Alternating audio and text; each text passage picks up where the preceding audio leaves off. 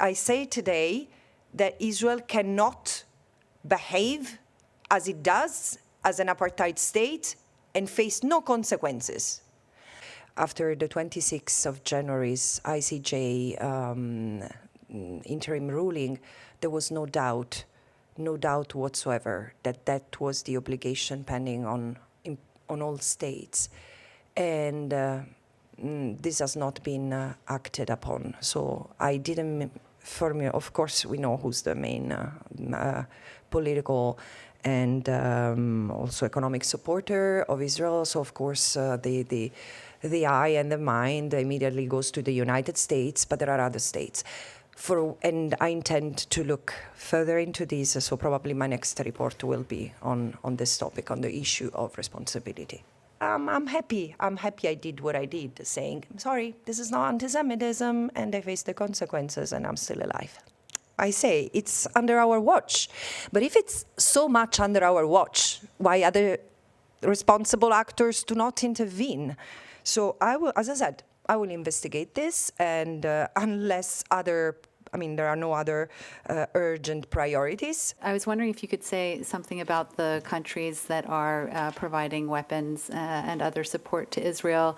You've called for an arms embargo and sanctions, but what responsibility do those countries carry for providing the weapons up until now? And now that you've called for this, and you're saying that this is a fairly clear requirement, what is their responsibility if they continue? If you could say something about that. Thank you. Yes, I formulated that recommendation because this is a clear emanation of the Genocide Convention. When there is a risk of genocide, there are obligations that are immediately have to be followed. So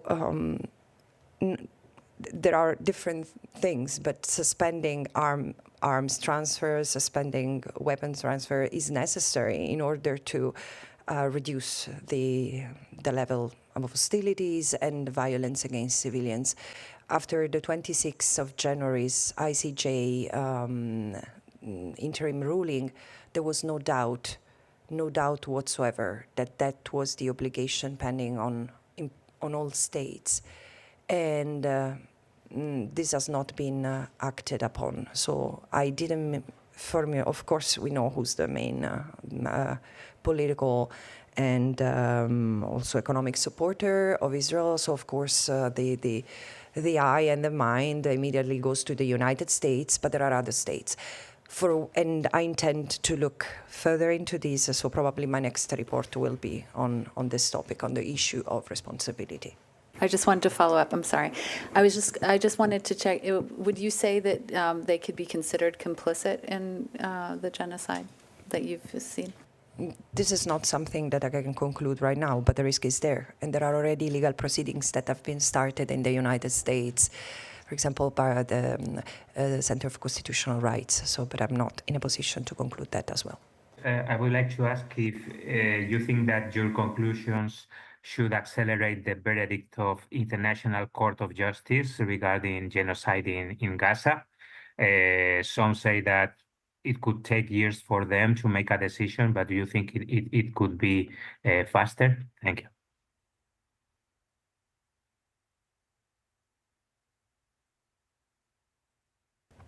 I do not know if this will accelerate the proceedings of the court. I imagine that my report brings to the fore an important piece of analysis, which is what I called humanitarian camouflage. Because the tendency is to look at what Israel has done as isolated war crimes. And this is why I say, well, if we take a step back and look at the full picture, and for once we try not to miss the forest for the trees, we get it. Also because it's been said, as I said, the intent is so ostentatious. I mean, they're already planning how to rebuild Gaza for the settlers. It's shocking. And so probably that will provide further analytical elements. But my objective as a special rapporteur is not necessarily to influence the court, is to make sure the member states comply with international law, because it's not an act of charity. It's an international obligation they have. And a society which accepts to depart from international law, it's a society, and I talk about the international community, which accepts to face barbarity, because this is when we leave the use of force unchecked rule our international order. Just following up on my colleagues, you say it's too soon for you to determine whether states providing arms are complicit in commission of war crimes or potentially genocide. Could you just explain a little bit what the reasoning there is? I mean, on one hand, we've got states that are providing weapons that are being used directly in the hostilities that you say may amount to acts of genocide. So what's holding you back from identifying complicity? Thank you. What holds me back from referring to complicity is that I've not investigated this. I mean, I don't throw claims out there on matters that I've not investigated, as simple as that. Although, I say, it's under our watch. But if it's so much under our watch, why other responsible actors do not intervene?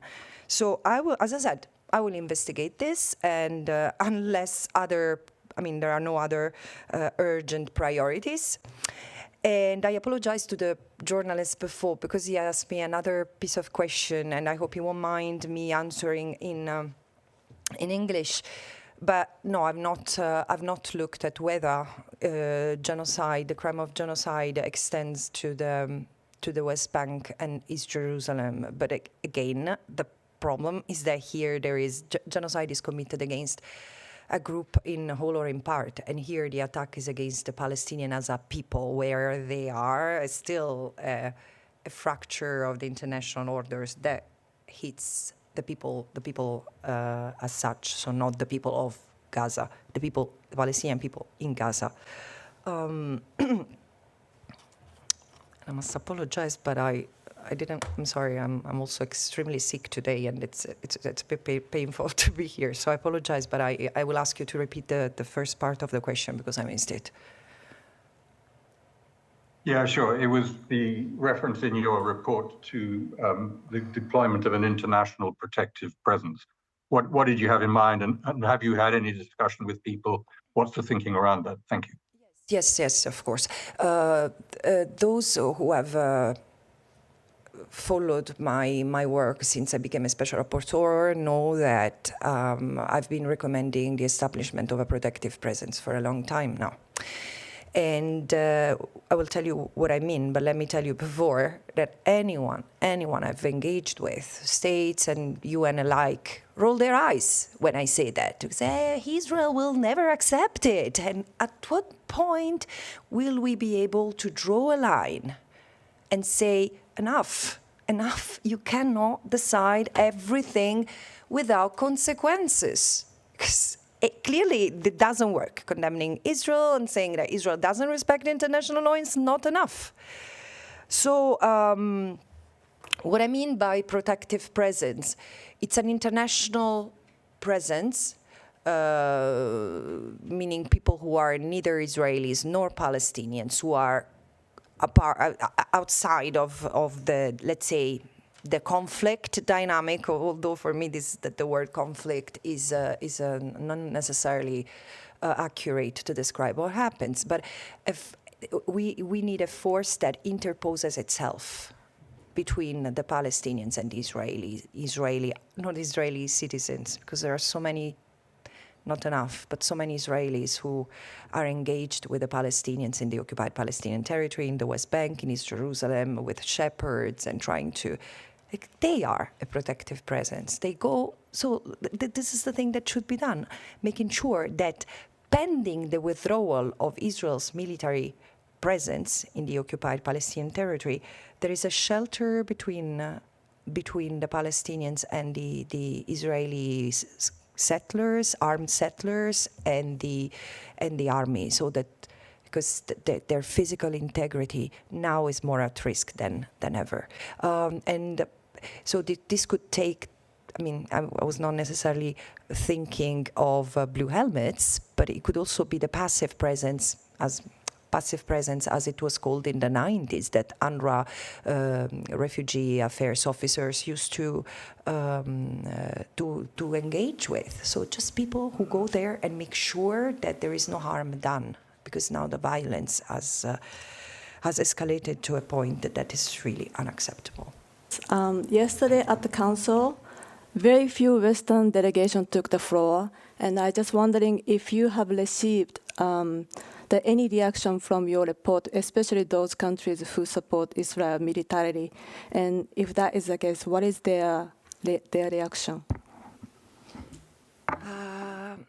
I think it's too soon to say. Personally, I'm looking at my team. I mean, I've not received anything in particular that I can signal. I think that the absence of many Western states, some really surprised me, speak for itself. They decide where to sit in this, and they should be questioned about that. But sooner or later, I mean, there will be a reaction, I suppose. Okay. Mrs. Albanese, how do you answer some countries like the United States who are more or less skeptical towards your report? And some American officials said that there is no evidence that genocide has been committed in Gaza. Thank you.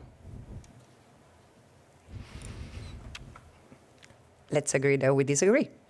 I do believe that the evidence is significant, is cogent, as I said in the report, and also, I mean, I don't find this statement particularly surprising, considering where it comes from.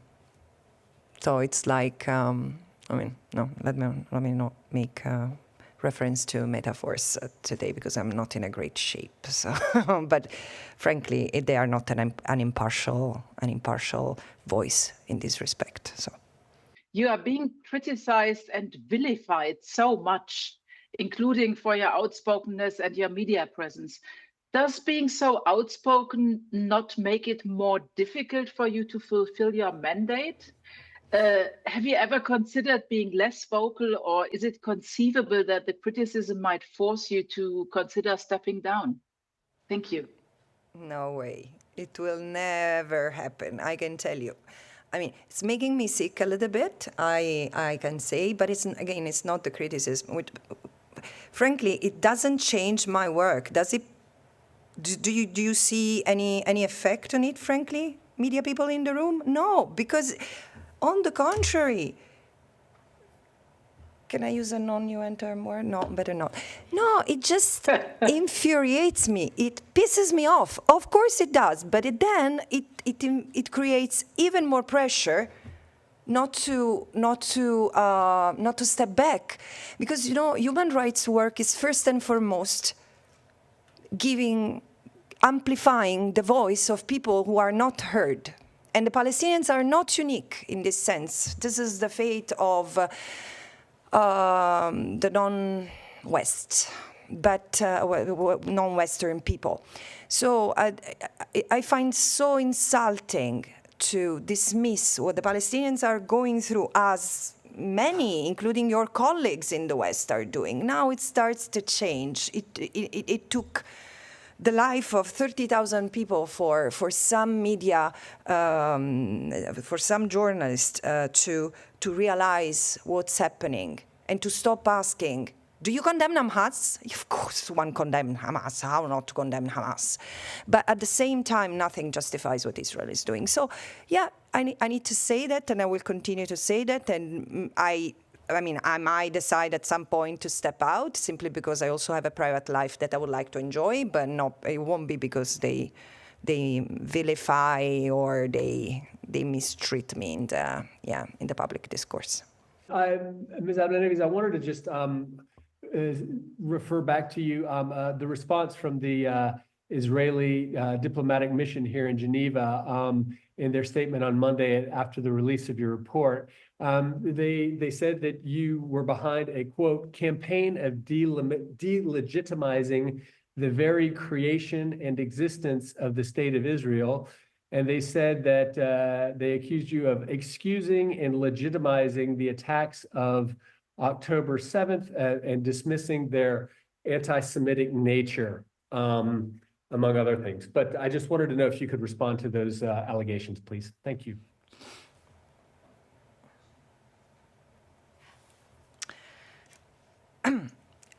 No, I'm not behind nor in front of any campaign to delegitimize the state of Israel. But if we want to use this expression, I'm part of a movement which wants the end of the apartheid, which wants that Israel behaves and lives in accordance with international law. Is it that such an affront to expect that Israel, member of the United Nations, whose existence I've never questioned, behaves like it should as a member of the United Nations that respects international law? Because this is the point. I don't question, for the record now and for the future, I do not question the existence of the state of Israel.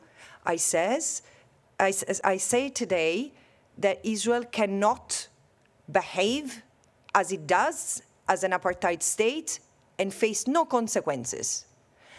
And the second thing is that there is amnesia that the state of Israel, around the birth of the state of Israel, because it was the outcome not just of one tragedy, but it's connected to two tragedies. And one is very well known and absorbed, which is the tragedy, the horror of the Holocaust. The other, what it meant for the native people of Palestine, the creation of the State of Israel, dispossession, forced displacement, and this is history. This is history. Even Israeli historians have written that. Benny Morris, first and foremost. So no, I mean, again, I'm accused because I'm someone who doesn't suffer from historical amnesia. That's it. Anti-Semitism. Everyone who dares uttering a word of criticism against Israel is accused of anti-Semitism. I've said it from the very beginning of my mandate. This is so dangerous. This is so dangerous, first and foremost, for Jewish communities wherever they are. Because I do understand why every Jew, I mean, there are many Jews who are critical of Israel, but there are many who feel such love and such deep connection with Israel, which is fine. It's okay. This is not up to us to judge. Those who are judged are member states. But at the same time, using every kind of argument that is made again, against Israeli practices of apartheid, and right now, in my view, the genocidal practices that Israel is displaying is accusing everyone of anti-Semitism is also, reveals bad faith, because, frankly, what has been scandalous and shocking to many, which led Israel to finally officialize its policy of PNGing special rapporteurs, in my case, is that no, I don't find any evidence that what was caused on what the crimes that were committed against Israelis on the 7th of October were propelled by anti-Semitism, which doesn't mean, and I issued a statement on that, which doesn't mean that there is no anti-Semitic sentiment in any of those who participated in the attack. This I cannot know. But saying that the 7th of October was caused by anti-Semitism makes two things. On the one hand, as also Jewish scholars themselves have said, take out of the context completely Israel's responsibilities in creating the conditions that have led to the violence that animated those who the violence that was committed against Israeli civilians on October 7. And the second, it maintains this. It feeds this this discourse that Israel is facing an existential threat because the Palestinians are anti-Semitic and therefore each means is justified. This is absolutely outrageous, and this is what's happening. And I was so disappointed to see that this is not only an argument made by Israel. This is amplified by Western media and Western politicians. So yeah, and sometimes I'm not particularly strategic in